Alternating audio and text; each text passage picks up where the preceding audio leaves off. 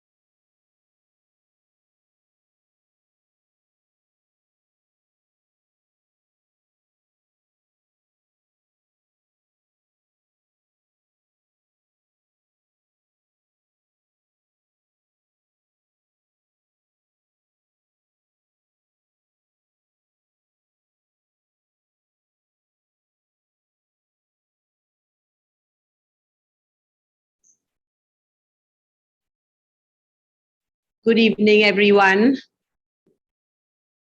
Good evening and welcome to our first online interaction of 2022. And while we hope we can switch to having events and interactions on the Gymkhana premises, I must thank all my three participants today for instantly and enthusiastically agreeing to be on today's talk. All three of our guests today are very accomplished in their respective fields. Dr. Parvin Dadachanji. Good evening, everyone. Good evening and welcome to our first online interaction of 2022. While we hope we can switch to having events and interactions on the Gymkhana premises, I must thank all my three participants today for instantly and enthusiastically agreeing to be on today's talk. All three of... Sorry about that. I'll start saying all three of our guests today are very accomplished in their respective fields. Dr. Parvin Dadachanji is a renowned practicing psychiatrist with 20 years experience in her field with a special interest in child and adolescent psychiatry.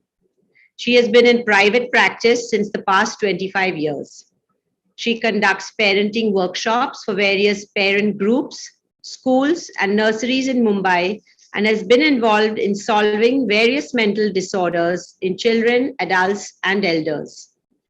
She has authored a book called Recipes for Parenting and is a consultant psychiatrist at Umeed, a child development center, and at NHSRCC Children's Hospital in Mumbai. Aparna Popat is a two-time Olympian in badminton, playing in the 2000 as well as 2004 games. She represented India for 13 years, participating in the World Championships, Asian Games, and won 4 medals at the Commonwealth Games. She dominated the badminton scene for 17 years, winning 16 national titles in those 17 years, and retired undefeated as India's #1 player. Aparna is always ready to do anything to promote sport and was the only Indian to be selected for the Global Sports Mentoring Program of 2012, an initiative promoted by Hillary Clinton when she was US Secretary of State. Thanks to today's technology, our next speaker joins us all the way from down under. Rishikesh Pense is one of our extremely successful rugby players. Rishikesh started playing rugby at Bombay Gym at 17 years of age, and in the same year, captained the under-19 team and played for India just a year later. After playing for 5 years on the international circuit for India, He took his skills overseas, played semi-pro in London, played the Commonwealth Games in 2010, played for 2 years in New Zealand, and finally in Japan for 6 seasons as a professional rugby player. In spite of all this, Rishikesh tells me none of this beats playing with his team buddies on the Bombay Gymkhana field. Let's hear directly from them some of their stories. In case anyone has any questions through the talk, please put your questions in the chat box. We will take them up at the end of the talk. Dr. Parvin, I hand over to you. Thank you, Nahid. And hi, Aparna and Rishi and everyone who has joined us. I can see a lot of my family and a lot of my friends over here, and they are probably dying laughing, thinking that what is this woman doing anything to do with sport? So I'm disclosing right now that I'm the expert in the mental health field and not in sports.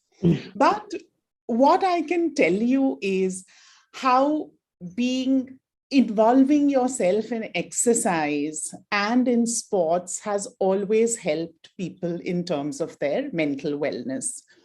So any study that you read about will tell you that when you exercise, and even just for half an hour, can keep you going for the whole day because of the release of endorphins in the body, which I think most of us know as the feel-good hormone, which makes us not slump into anxiety or into depression.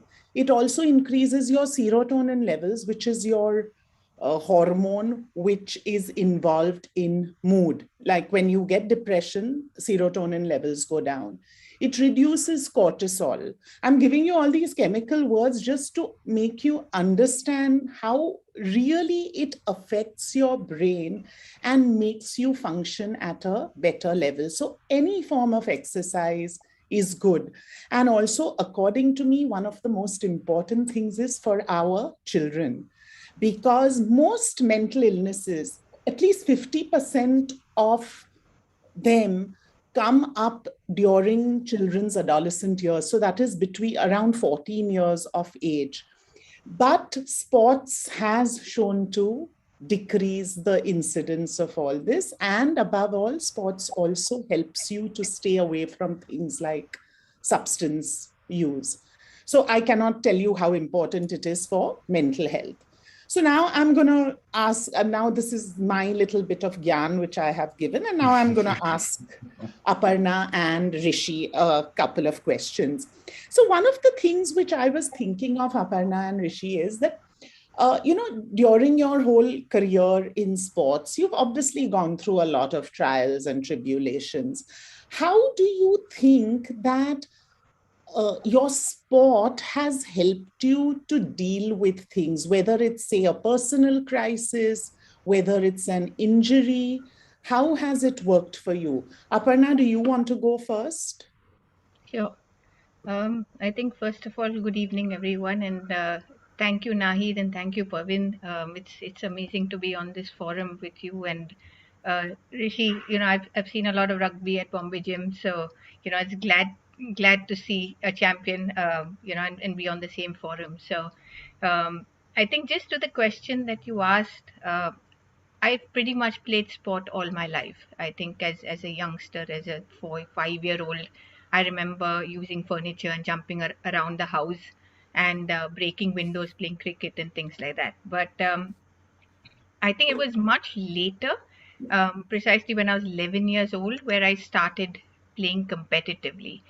And I think before that, it was just about enjoying the sport, learning as much as possible, dividing your time between school and the sport. And I feel thereafter, when I played competitive until today, when there have been issues, um, I think I've always turned to sport for solutions, for the lessons it taught me. And I'll just give you a few examples of that. Um, as a child, I was an introvert. I was very, very shy. And I remember in school when we had the elections and I was up to stand for house captain. As JP Pettit had it, we had to stand in front of the school in that hall and make a speech. and I was terrified, absolutely mortified, to make that speech. I said, I'll do anything, if I can get out of this. But unfortunately, I couldn't. Miss Darsha was very strict. She said, no, this is what you have to go through. I kept my speech as short as possible. Um, and then, it just made me realize that when I'm playing the sport and playing badminton in front of a crowd, I don't feel that kind of pressure. Then I'm not shy. But when had the mic in my hand, I was extremely shy. And I think just learning from that comparison over the years, I've sort of gotten much more used to being in front of people and speaking. And in fact, did a lot of television commentary as well, a field that I never thought I'd get into. So that was a big change. And I think that happened because of sport. Um, and I'll give you one more example. This was my last Commonwealth Games, the third one I played in 2006. And before that, there was a lot of pressure on me because my wrist was injured and it had been injured for a year. And it was also a time when I was contemplating retirement because I'd already played, for a good 17, 18 years. Um, and it was also a lot of personal issues at home that I was dealing with. And I remember we were at the Indonesian National Training Center just prior to the Commonwealth Games. And the stress was so much that I had about 9 or 10 big ulcers in my mouth. I was training just as hard, but even in between training, I couldn't even sip water. It was extremely painful. And I remember the only way I could have eat my food was if I, took ice cubes, put it in my mouth, numbed my whole mouth up, and then could eat my food. And this was all handled pretty much on my own because you're at a stage where you don't want to admit or you don't want to accept or ask for help because at that point in time mental health in sport wasn't talked about. So you just try and be that brave, and then eventually had the resilience to actually go and participate in the Commonwealth Games. I came close to winning a medal. I couldn't win one because my wrist was swollen like quite a bit. But I think just the fact that sport really showed you that no matter what, you need to show up, you need to be strong and just try your best. And and then there's always another day, and you'll always be able to adapt, and you have the capability to reset after that, which I really had to do post that tournament. So um, I think these are the few things that sport has taught me through my career. And it's always been very different when I've been coaching. So that's been a different learning for me altogether to see how mental health has affected the kids that I coached. Thanks, Aparna. That was quite interesting. I'm just thinking of the fact that, you could play a game with thousands of people watching, but just a few kids in your school, and to give that speech was difficult. But your sport taught you to get out of that social anxiety which you were feeling. Absolutely. Yeah. Rishi? It's a pleasure to be here, ladies. Thank you very much for organizing this, Nahid. I could just sit here and listen to Aparna's stories all evening. That's really interesting, how you dealt with the adversity there. But from my end, I think sport just sort of gave me a resilience. It sort of built up, a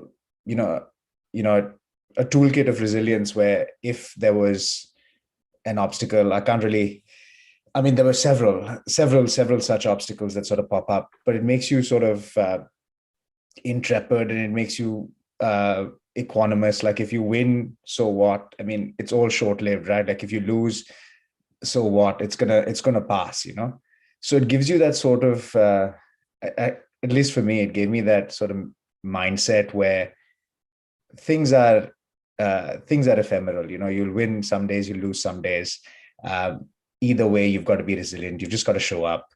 That's the first sort of hurdle to cross. You just show up to training, show up to the sport, and you're winning at some level already. So that sort of lesson has stuck with me, that regardless of how hard times get, just show up, and then you move with that. So, I was just thinking when I was just kind of preparing for this session that you realize how sports teaches you so many skills, right?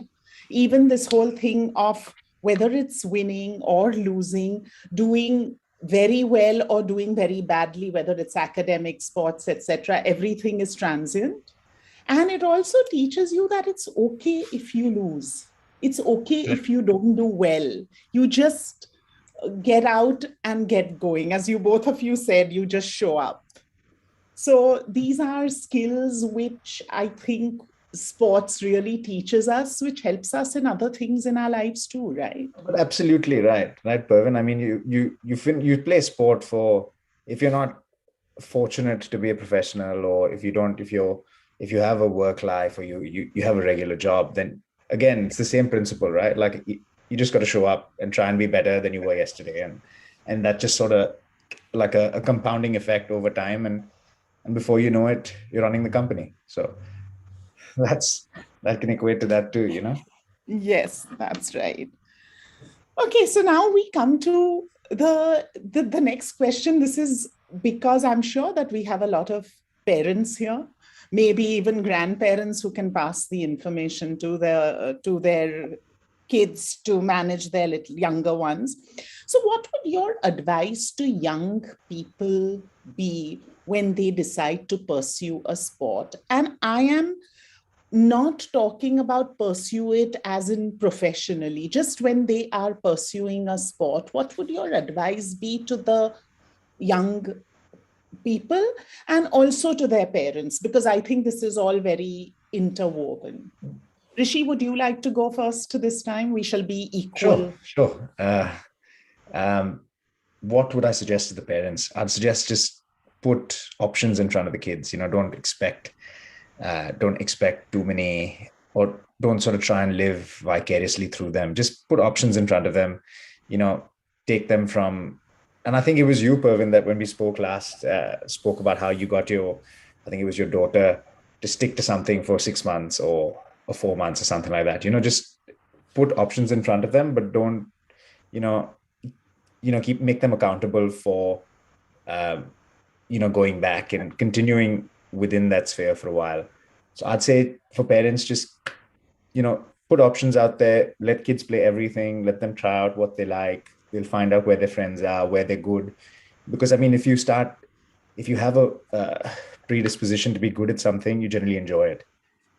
So, let the kids find that out. And for kids, just play everything. I mean, you're in, I mean, fatigue is not something that you feel as a child. So just go for it. Just do everything you can, as much as you can. And yeah, that's what I'd suggest to kids, and that's what I'd suggest to parents. Yeah. Aparna, what would you like to add something to this? I think just to keep in mind that when the kids play sport, it's about physical development, and more importantly, it's about happiness. And I feel I completely agree with what Rishi said. Give them the options, let them choose. You don't choose for them. And I think sometimes it's not the experience that's the problem, but our reaction to it.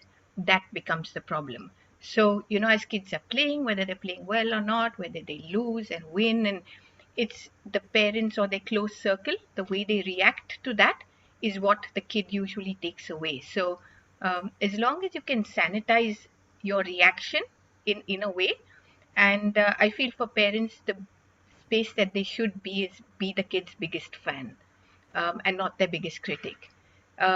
Encourage them. As long as kids have a positive experience from sport, they will come back to sport, because somewhere I believe that kids naturally are meant to play.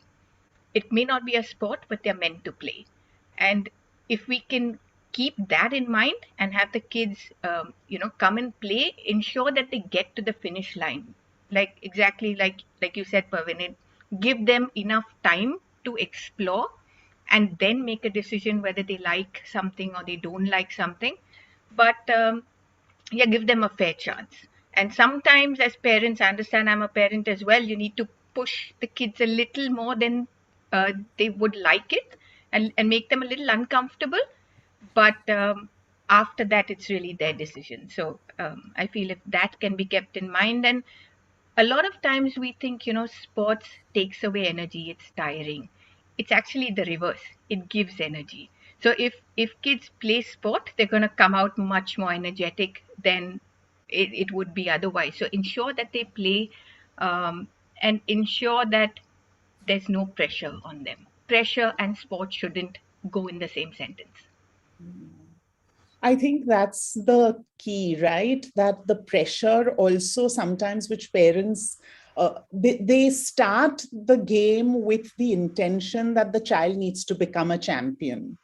And then, you see so many times that children balk at that, and then they say that, no, I don't like this anymore. And it's not really that the sport is what they don't like, but it's the pressure which is put because they just want to go there and play a game. They don't care whether they are going to go for an inter-school competition or a nationals competition, etc. So I think that balance where you nudge the child but you don't push the child, that's the little difference.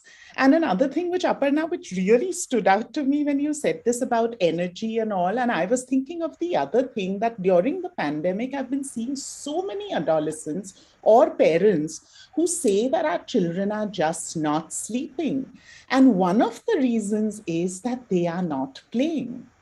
And sleep is such an important part also for energy. So it's all a thing that you play a sport, you sleep well, you're tired, you sleep well, you get up the next day and you again get into the same cycle. So that's another thing which sports has helped with is sleep. So parents, get your kids out there. Absolutely. I think one of the biggest things that at least happened to me was the lifestyle changed. When you play a sport, you're exercising regularly, you're motivated, you eat well, you sleep well, hydrate well. So I think these things, and if you live that kind of a life, it's you're pretty much okay.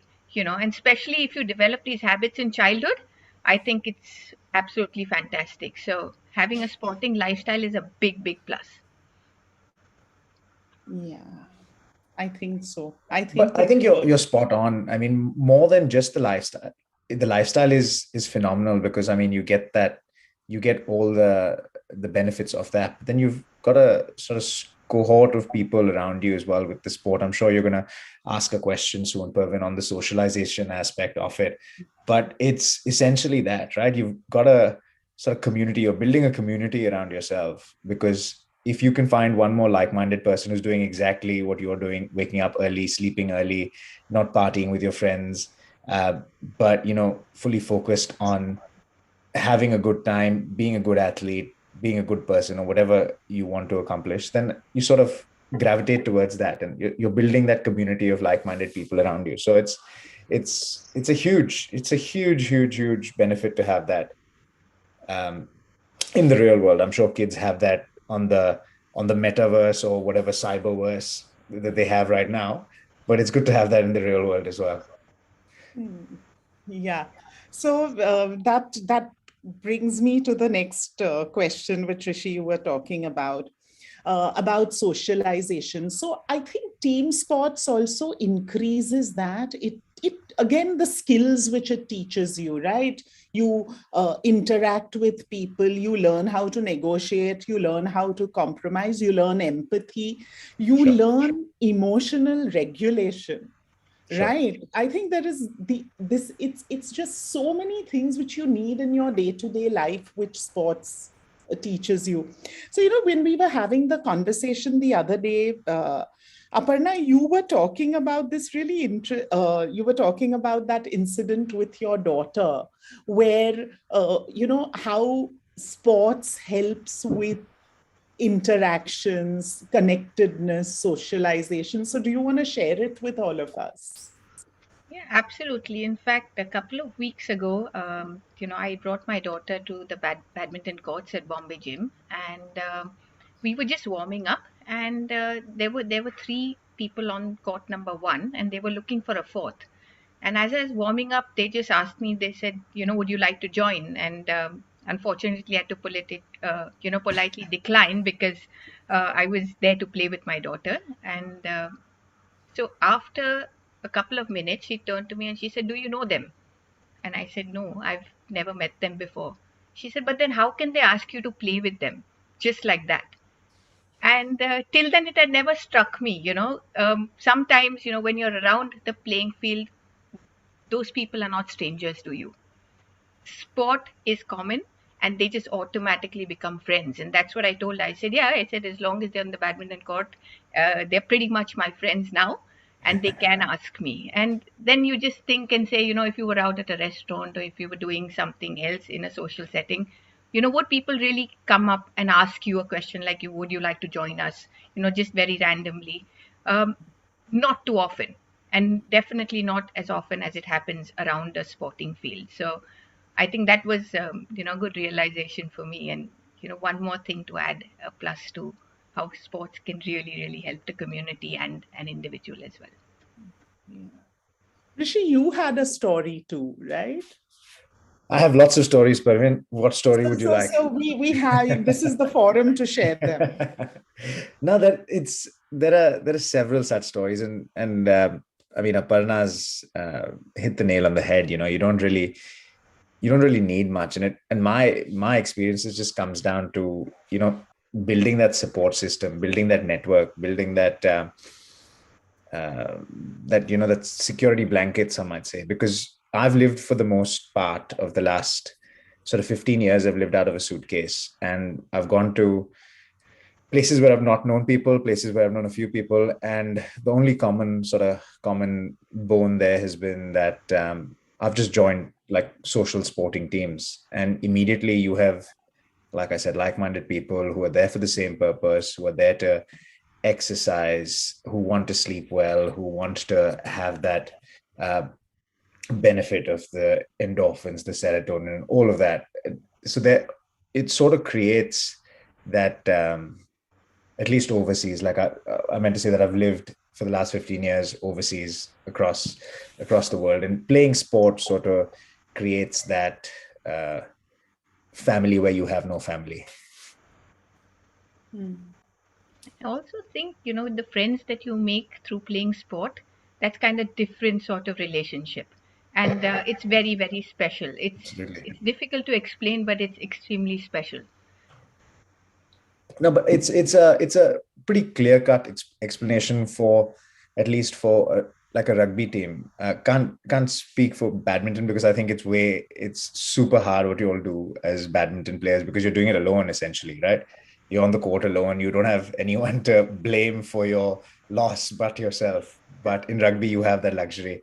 But also in rugby, the thing is that you're putting your body on the line for someone else, right? You're ready to put yourself in harm's way for someone else. And whether it's subliminal, whether it's straight up, you notice it, you sort of build a bond that, I mean, traverses most things. Like I go overseas everywhere, and like Nahid said, it started the thing, but I really cherish coming home and playing, touch rugby with the Bombay Gym boys on a Saturday or a Friday. And I sort of curate my travel to Bombay based on that, because that's the friendship that you create if you're ready to put yourself in harm's way for someone else. You put yourself, or sacrifice immediate gratification for the greater good. Then it all sort of builds a sort of really cohesive network, a cohesive friendship that will stand the test of however long you're around, And it teaches you life skills, right? These are again Exactly. life skills. Yeah. Exactly Also, right. Pavin, I think, as Rishi mentioned, playing team sport, what happens is, in the early years when you play as a team, and, I remember playing cricket in the building downstairs, and, if there are 10 kids, then you're divided into two teams, 5 each. And then after 6 overs are over or 10 overs, there's a new match that starts. So again, the teams are sort of changed. And again, you're playing with and against, your friends. And it's all such a big learning because, though all of you all are together, sometimes you are, sometimes you're playing with, sometimes you're playing against, and it's just an amazing learning to be able to collaborate, to understand, and as all that you said, the empathy, the putting yourself on the line, and for your teammates, and it's just amazing to even have that sort of an opportunity through sport to do that. Yeah. I read a Can you- fantastic article the other day which, sorry, Parvin, No, I just that's okay. interjected there. I thought, I was, yeah. this fantastic article that suggested that, historically, we've always believed, common knowledge suggests that it was the alpha male or female that made it, and then we're the progeny of them, we're the alpha ape or the alpha female ape, whoever made it and came down. But now there's some study out of Harvard or something suggesting that it was the beta male or female that actually made it, because they could socialize, they could discuss survival tactics, they could discuss how to make pointed arrows or pointed spears, because they discuss these things. If you're as the alpha, you're alone, you're at the front of the pack, but maybe that wasn't the survival, that wasn't the person that survived. It was actually the beta male or female who was more cohesive, who was more about community, who was more about collaborating, more about speaking, more about talking, discussing where the flaws were, where this happened. So I mean, that's showcased pretty clearly in a team sport, where you have the same issues pop up. And another interesting fact is, if you have a team that's large enough, wherever you are, like if you have a sample size of people that's large enough, you see the same characters popping up. You see the joker, the arrogant, the primo donna, the one who's low on confidence, the one who's high on confidence, the one who's got the skills, but who's not got the skills, So mental health. So it's really fascinating, the today's effects of what our prehistoric past was. Yeah, that's really interesting, huh? I mean, I would love to read up more about this. When you were saying this, I think Aparna or Rishi, one of you said that,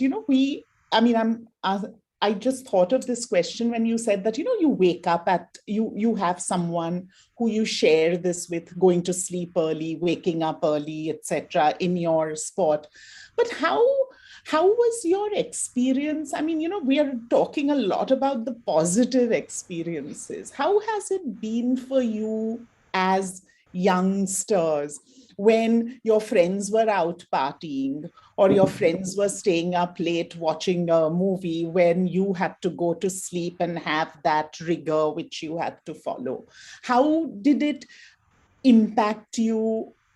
Or did it impact you negatively in any way? Or did you get some positives out of it? Aparna, you take that. Okay. So yeah, Pavin, I think it is difficult in a way, because you are on this strict regimen for many, many years. And I remember for me, it was like getting up at 6 in the morning, doing a little bit of training, getting to school at 7:30, and then after school straight heading to the club, playing till about 6:30, getting home by 7, get ready, have dinner, and then sit to do homework till about midnight. And this was like clockwork. And I used to play 365 days a year, with no break at all. The thing for me is, luckily I was an introvert, and I didn't really like to meet too many people. But so that sort of saved me on a lot of counts. But I think at the end of the day, it's about a choice. I just love playing badminton more than anything in the world. Like, you could put anything in front of me, um, birthday parties, movies, the best food. Everything would pale in comparison to me being on the badminton court. So it was really a choice that I made. And for me, again, the coach, my family, because they were there always with me to support me, I think I had this very safe, happy space.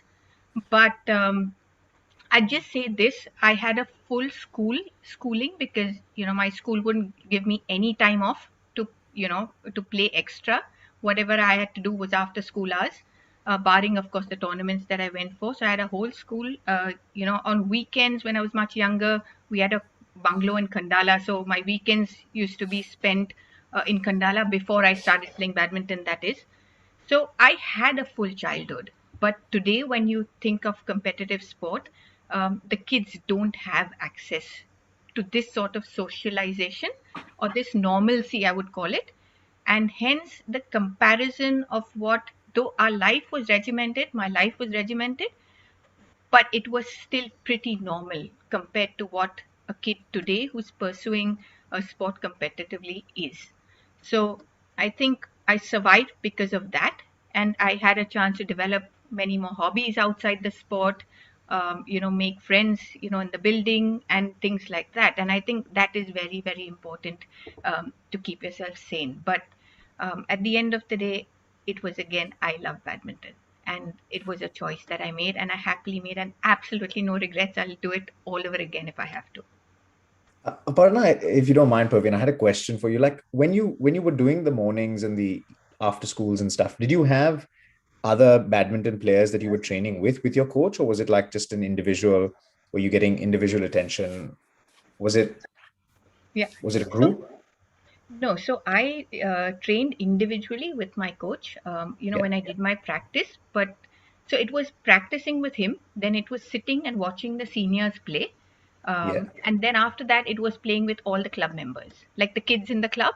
And you just go, and so I used to play at CCI, and then there was a court upstairs, and all the kids would collect upstairs, maybe like 10, 15 of us, and play rounders around the badminton court.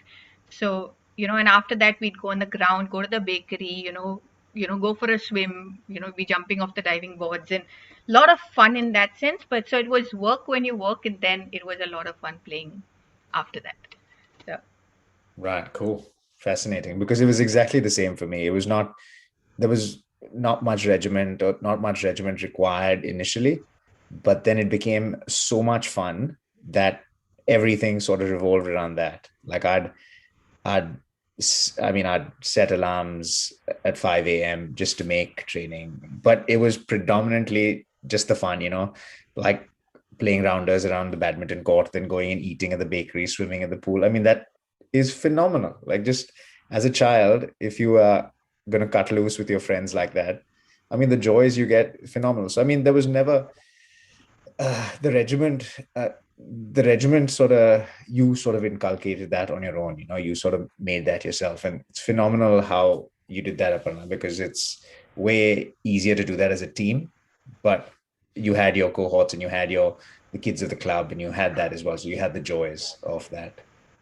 And also you had the club membership. I think that's very, very important. Since you're on a Bombay Gymkhana forum, I think just to highlight that strongly, to say, I mean, clubs are such a blessing. And sometimes, you meet parents and you meet the kids and they say, we're members of these clubs. Do you use the clubs? And they're like, no, not really. And in my mind, I'm like, what are you all doing? Because it's just, such a privilege and such an important part of growing up. So, and Mumbai, we know it's not easy, to be a member of a club, but, I just hope that more kids come out and use the clubs. Yeah. But that's the beauty of Bombay Gym. Sorry, Praveen, that's the beauty of Bombay Gym. Because I was never a member of Bombay Gym, and you didn't have to be a member to be a footballer or a rugby player. You could just show up and play. So, I mean, that was the beauty of having the Bombay Gym there. And if it weren't for, I think, the Bombay Gym or the rugby section in the Bombay Gym specifically, there's no chance I'd be playing rugby professionally or at all. There's absolutely zero chance, because I was not a member. I was allowed to come in on rugby days, play, use the facilities or the changing facilities, and really have a great time. So the membership mattered, but it didn't matter. So since just as a continuation of the things, anything that you all would like to tell parents about, our children are leading very sedentary lifestyles. They are constantly in that gadget stupor all the time. What would you, enumerate, or what would you tell them to do so that they can get their kids to come to the gym and spend their evening, a part of their evening? I wouldn't say evenings, because I guess there is a lot of academic work, etc. also. But how can parents really do this with their kids? Like we did talk about the fact that, okay, play a sport, play it for 6 months, try and, if it appeals to you, continue or go to the next one. Any other things that you could suggest to parents, that what could they do? Like, I would think of it that, do you think, I mean, I often tell parents that, why don't you go with your child and play with your child? Not only are you interacting, again, you're doing something which is connecting you to your child, and it's also teaching the child a sport. So something like that. Any other bits of advice which you would give? I'll defer to you again, Aparna. Okay. So I think what you said, number one, bring the child to the club. And if the child sees, either of the parents playing, there's a larger chance that the child will take to playing sport. Maybe not initially, if the kid is not a naturally sporting kid, maybe not initially, but eventually they will come around. They'll find something to do at the club. And there's also studies shown that if the mother plays a sport, there's a little higher chance that the child will start playing. Really? Yeah. So that was interesting. Well, it is completely disproves your theory, Aparna. Both my kids play sports, but I never did. Anyway, yeah, so this is one of the things. Well, there can be a reverse motivation always. Maybe you'll see me playing badminton soon. Yeah. So I think also, Rishi alluded it to before, that to keep the expectations in check. I think, once you bring them there, don't expect them to start playing extremely well, or start loving it, or start coming home and, singing praises of what they've done, if they're not that kind of a kid. I think keep the expectations in check, make it fun for them. It's not about, whether you won or you lost. It's what did you learn? What did you do? What did you learn? Who did you play with? What was the banter about, when you all were playing, or, how hard did you push yourself? How much effort did you really put in today?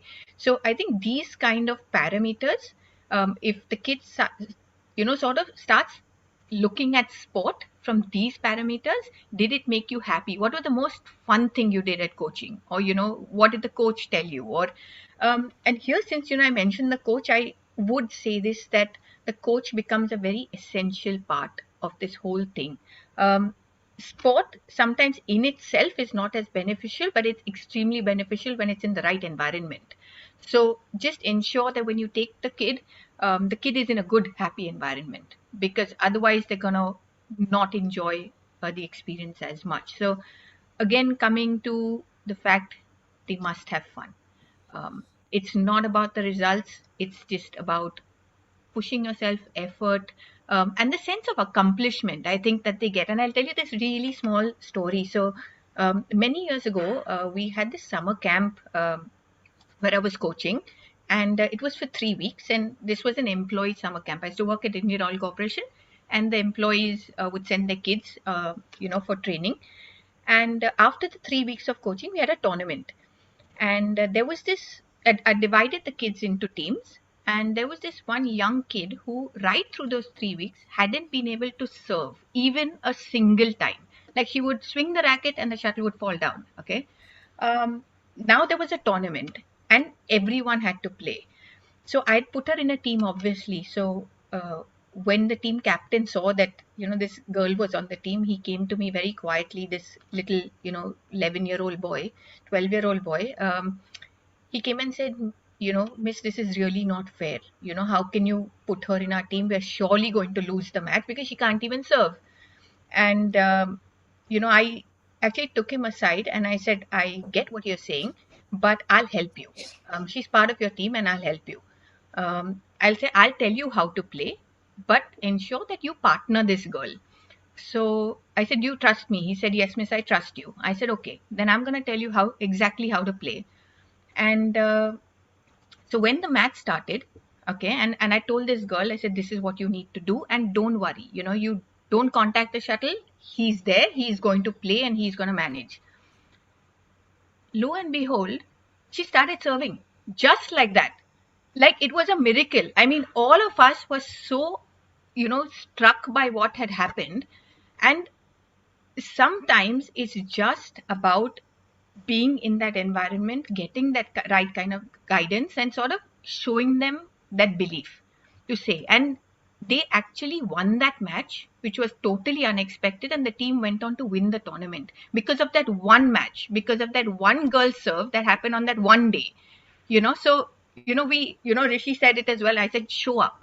You show up regularly, miracles can happen, but just show up. And if they don't, it's all right. It's fine, right? When you're in a team, you'll always have somebody by your side. You'll find that connect, but just show up. And I think that's what, if kids get that you're part of a larger scheme of things, and it's not about you and your achievement only, then I think sport can be a really, really powerful medium for the kid, and they get this sense of accomplishment, which is insane. Because that one serve, imagine what that kid must have felt. Like after 3 weeks in that pressure situation, she just managed to get it right. So, and what it did to her self-worth. Exactly. Okay, lovely story. Okay, so Nahid, should we put the questions to the audience now? Yes, we do have a few questions that have come in. Okay. So, thank you, Aparna and Rishi, for a lovely discussion. I'm very motivated by it. Thank you for that. That was really enjoyable. So I'll read out. 2 people have sent in, and they are more or less on the same lines, the question. So I'll read out both. Naval is asking, there are some players that play better during matches, while there are others that play below their potential in matches. Why does this happen? And similarly, Arjun says, in a friendly tennis match, I play a lot better than in a tournament where I tend to play safe, or worse, play badly because I have frozen in some kind of a way. I guess this is nervousness, stage fright. But is there a good tip any one of you can offer to overcome this? Aparna, take it away. Okay. I think I would see it that first, if you do tend to, sort of get this kind of reaction when matches come about, I think first accept it. The easiest thing is to say, okay, I'm going to be nervous, and I am nervous, and it's all right. It happens to the best of us, and it happens, on very odd occasions as well. Sometimes when you feel, everything is fine, relaxed, till you step onto that court and suddenly the nerves sort of hit you. So just accept that it's okay. I'm human. I'll feel nervous, but also develop your own way to handle that sort of nervousness or anxiety, or and if speaking of my career, I remember so when I was playing, when I would get nervous, I would see that my left hand, so I'm a righty, I play with my right hand, but my left hand used to go numb when I was getting nervous. And I realized that. And every time my left hand went numb, I would just tell myself, okay, you're nervous, and then this is what you need to do. Maybe it was on some occasions hitting smashes really hard, a couple of times, so your body sort of opens up, and you get used to it, and then the energy sort of flows back into the body. On certain occasions, maybe it was stepping out of the court, taking a break, having a sip of water, closing your eyes momentarily, thinking of something. At sometimes it was humming, some music in your head, if that helped. And it's really about coping and finding your own solution. So there's no one solution, but keep experimenting, keep playing as many matches as you can, so you get more opportunities to find the right thing to do. And it'll be all right. But you need to put in that effort, and be kind to yourself. That's all I'll say. Don't get too hard on yourself if that happens. I had a method. I had a method in the madness somewhere, where someone I don't know who told me, but they had a fascinating point of view for both Arjun and Naval, that you take away the big event stigma from competition. You sort of simulate your training in such a way that it's just another training day. Like a competition is just another training day, because you're so for rugby, for example, our training sessions were really hard, and we'd have that, that sort of mentality where we'd play on a Saturday. So Monday to Friday, we were just at the grindstone. But then when Saturday came, it wasn't a big event. It was just another day of training. So you take away the stigma of the big event, and that sort of helped me, because I was never the biggest or the fastest or the best player on the team overseas, but I tried to be craftier than the others. So I tried to figure out a way to take the shortest route to the finish line. And this was one way where others would feel stress or have be nervous before a game or clicking. I felt like it was just another training day. It was business as usual, and that sort of helped me to some degree. So maybe that'll help you, Arjun and Nava. I also think it's self-talk. Negative self-talks makes us more anxious. So it's also how you speak to yourself, perhaps before a game. Like if you are going into that game thinking that I'm going to lose or I'm going to play badly, that is going to cause you anxiety. But if you are going into that game thinking that I'm going to do my best, there is of course, I'm giving a very simplistic thing, but it is a lot. Most of our feelings are due to our thinking. So if one can change one's thinking, it can translate into more, less anxious or less stressful feelings. I also had read somewhere that I think sports psychologists use this kind of thing where they tell you to visualize positive.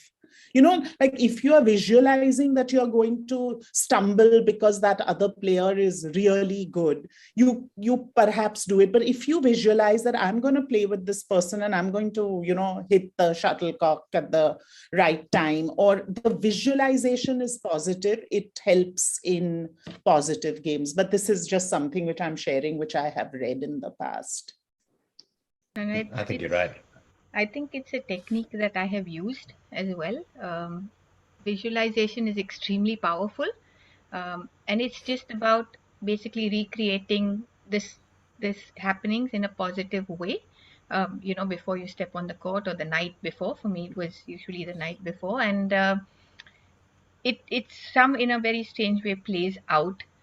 If you do the visualization really well, it can work wonders. And but that's of course on the back of great preparation. You can't visualize a night before and think you're going to win when you haven't put in many days of hard work before that. So Absolutely, yeah. Aparna, I was wondering if you could tell us how you felt the night before the Olympics, your first game in the Olympics, either one. Like what was your can you recall that? Actually really hard to recall that. It just went by in a blur, especially my first Olympics in 2000. There was just so much happening all at the same time, and unlike what the kids who get to the Olympics now, it's very very different. They go in very prepared.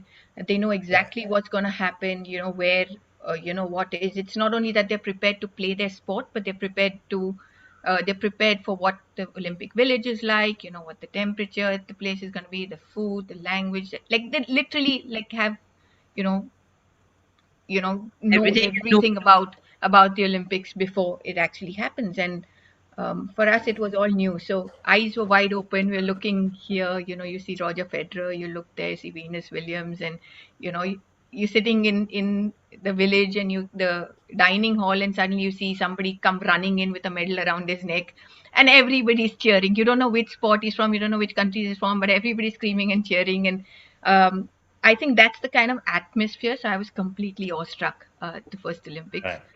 So I honestly, Rishi, do not remember what it was like. I didn't sleep. That's all I'll tell you. But the second Olympics was much better in 2004. Went in much more prepared, and I played better. I would say that as well. Took a game off the world number 2. Wow. So that was pretty amazing to do at an Olympic Games. And because that's the Yeah, I mean, pinnacle, right? everywhere Like, I you mean, go, your country's flag is there. You go to the accommodation block, you know your country's flag's on it. You know your jerseys have it. You know your kit has it. Your name is there, and it's just a great sort of reminder to sure. say that yeah, it's just a patriotic feeling of Awesome. all the years. Awesome. Nice. Okay, we have one more question from Burgess. He says, one of you played an individual sport and the other played a team sport. Do you feel that one type is better for cultivating certain types of mental strength than the other, and that one might lose out if he only does one type of sport? You want to take that, Rishi? Rishi, you go first. Okay. You felt Um, I think just any sport that you play sort of gives you you end up better than where you were. You know, if you whether you play an individual sport or whether you play a team sport is really immaterial, because you have a cohort around you, you have peers around you, whether it's your parents and your coach and your individual skill, or it's your teammates in a team sport. But regardless of what sport you play, you definitely end up more equipped to deal with anxiety, more resilient, more equanimous. Like, I mean, you develop these things that more intrepid, more fearless. You take more chances. You back yourself more. So the sport is immaterial in my eyes. Yeah, I think also to add to that, you know, Rishi, I completely agree. And it's also about the child, what they enjoy doing more. Sure. So whether, you know, some children prefer playing individual sports, some, you know, take to team sports more easily. And um, again, when you're younger, play as many sports as possible. You know, whether even, I mean, not even a sport, just play any game. You know, as a child, even if it's langri, if it's hide and seek, if it's chor police, play, do whatever, just play. And then, yeah, again, just let the child pick their sport, and as long as they're comfortable, I'm sure that they will come out better. Thank you, Aparna. Thank I you. think there's a question from Samar. I think Samar has a question. Or Oh, sorry. Did you see that? I don't see that. Oh, once. he's raised his hand. I think you need to write in. Has he raised his hand? I'm not sure. I thought there was a raised hand. Yeah, can Yeah, I I just think there is- offer some advice to the questions that Arjun and somebody else had put in something that I learned in my teenage years by following a lot of the motorcycle Grand Prix racing that I used to love watching then. And there's a famous Australian MotoGP racer by the name of Mick Doohan, you know, a five-time GP winner. I'm not sure if anybody is aware, but he had a simple mantra for his team and whichever teams that he raced for, and he called it the 5 Ps. And the 5 Ps literally means proper preparation prevents poor performance, you know. And he didn't say this in the sense that it's got to be only physical. It means proper preparation in terms of everything, your mental, metaphysical, spiritual, and physical as well. So if all those things are aligned, I think it'll help people overcome the anxiety, the stress of being on a larger stage, on a larger platform, you know, whether it's playing in front of crowds or it is being, you know, talking to us on a stage of 1,000 people. I think this just might help. So maybe, yeah, I mean, there's no perfect answer to this, but if you keep trying this, I think you will eventually find out what works for each of you. Thanks. I just wanted to share that. Fantastic. Thanks. Thank you. Thanks, Samar. That sounds quite about right. And yeah, and Nahi, just here, you know, again, I'll just bring this up very quickly. I read this article about the success that Norway has in sport. So, come the Winter Olympics, Norway is the leader. In fact, they get more medals than even the USA's and Canada's of the world. It's a small nation, maybe with a population maybe little less than the city of Bangalore even. And what they've really done well is to get the culture of bringing in the joy of sport for all. And that has raised the level of play at an elite level as well, but also enhanced the experience of sport. And as they say, you know, they've created better citizens because of sport. And one of the biggest things is their club culture. So they said there are about 12,000 clubs in Norway, and 80% of Norwegians belong to some club or the other. And even in their teenage years, half the teenagers are members of clubs and active members of clubs. So just to say that playing sport is not only about playing sport for competition, but it's about nation building on a larger scale.